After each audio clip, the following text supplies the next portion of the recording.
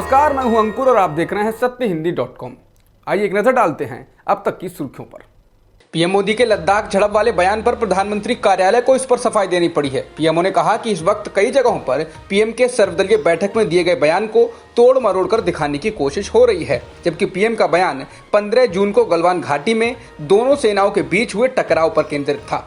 बता दें, पीएम ने सर्वदलीय बैठक में कहा था कि भारत की सीमा में ना ही कोई घुसा है और ना ही किसी ने चौकी पर कब्जा किया है।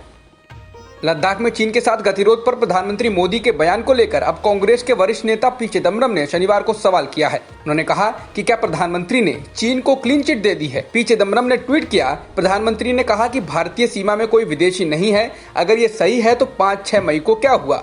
पिछले दिनों दोनों देशों के सैनिकों के बीच संघर्ष क्यों हुआ? भारत ने अपने 20 जवान क्यों खोए? उन्होंने कहा कि ये स्पष्ट है कि प्रधानमंत्री का बयान सेना प्रमुख, रक्षा मंत्री और विदेश मंत्री के पहले के बयानों के विपरीत है। उनका बयान हमें चकित और हतप्रभ कर गया है। सर्वदलीय बैठक में प्रधानमंत्री मोदी के बयान पर कांग्रेस नेता राहुल गांधी ने टिप्पणी की है। राहुल गांधी ने ट्वीट किया है कि चीन के आक्रमण के आगे प्रधानमंत्री मोदी भारतीय जमीन सौंप चुके हैं।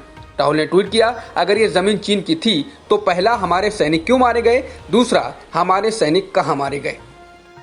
पंजाब के मुख्यमंत्री कैप्टन अमरिंदर सिंह ने शुक्रवार को गलवान घाटी क्षेत्र को वापस लेने के लिए आक्रामक रुख अख्तियार करने की वकालत करते हुए केंद्र से अपील की कि कब्जे वाले क्षेत्र को तत्काल खाली कराने के लिए चीन को अल्टीमेटम जारी किया जाना चाहिए। कैप्टन का ये बयान ऐसे समय में आया है जब प्रधानमंत्री मोदी ने नई दिल्ली में सर्वदलीय बैठक में ये कहा कि ना तो कोई भारतीय क्षेत्र में घुसा और ना ही किसी ने हमारी चौकी पर कब्जा किया है। भारतीय जनता पार्टी के राष्ट्रीय अध्यक्ष जेपी नड्डा ने शनिवार को कहा कि कुछ नेता फौज का मनोबल गिराने का काम कर रहे हैं। इसके साथ ही उन्होंने विपक्ष को निरर्थक विपक्ष करार दिया। बिना किसी पार्टी एवं नेता का नाम लिए नड्डा ने कहा कि आज देश भारत चीन सीमा पर गलवान में जब लड़ाई लड़ रहा है तो हमारे कुछ नेता हर दिन ट्वीट कर फौज का मनोबल गिरा रहे हैं और अपनी बुद्धि का प्रदर्शन कर रहे हैं। भारत के वायुसेना प्रमुख RKS भदौरिया ने शनिवार को कहा कि भारत शांति स्थापित करने के लिए पूरी तरह प्रतिबद्ध है, लेकिन गलवान घाटी में दिए गए सैनिकों के बलिदान को व्यर्थ नहीं जाने देंगे। वायुसेना प्रमुख शनिवार को हैदराबाद के पास स्थित वायुसेना अकादमी में संयुक्त स्नातक परेड में बोल रहे थे।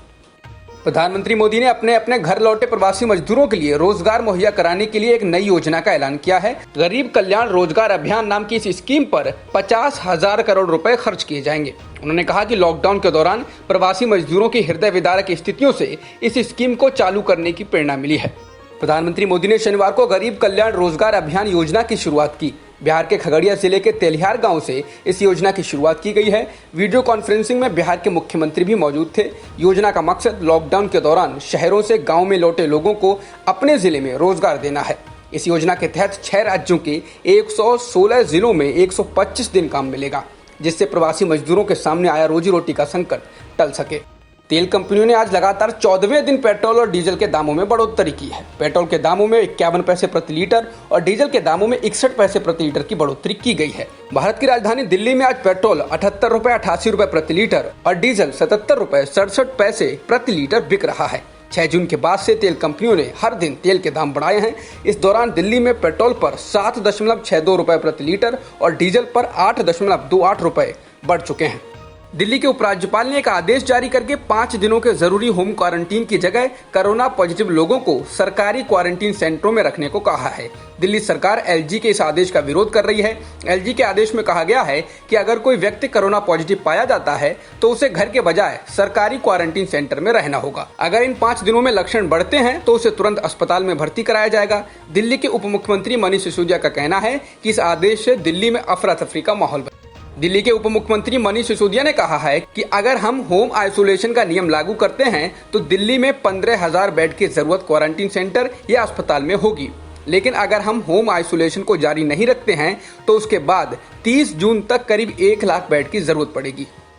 कोरोना पॉजिटिव पाए जाने के बाद अस्पताल में भर्ती दिल्ली के स्वास्थ्य मंत्री सत्येंद्र जैन को प्लाज्मा थेरेपी दी गई है। अब उन्हें बुखार नहीं है। समाचार एजेंसी ANI के मुताबिक स्वास्थ्य मंत्री के ऑफिस ने बताया कि अगले 24 घंटे उन्हें ICU में रखा जाएगा और स्थिति देखी जाएगी।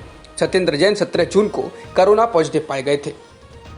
भारत में 24 घंटों में 14,516 नए कोरोना संक्रमण के मामले आए हैं, जो एक दिन में अब तक के सबसे ज्यादा मामले हैं। इसके अलावा 375 लोगों की मौत हुई है, जिससे देश में कुल संक्रमितों की संख्या 3,95,000 को पार कर चुकी है और मरने वालों का आंकड़ा 12,948 हो गया है। फिलहाल सक्रिय केस 1,68,000 से अधिक हैं।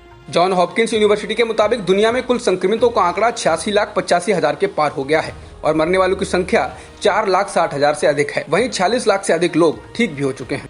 जॉन्स हॉपकिंस यूनिवर्सिटी के अनुसार अमेरिका में संक्रमितों की संख्या 22,20,000 को पार कर गई है। इसके अलावा मरने वालों का आंकड़ा भी 1,19,000 से ज्यादा हो गया है। बता दें, कोरोना प्रभावित देशों की सूची में अमेरिका शीर्ष पर है। अब तक की खबरों में इतना ही। बाकी खबरों के लिए बने रहिए सत्यहिंदी.com के साथ।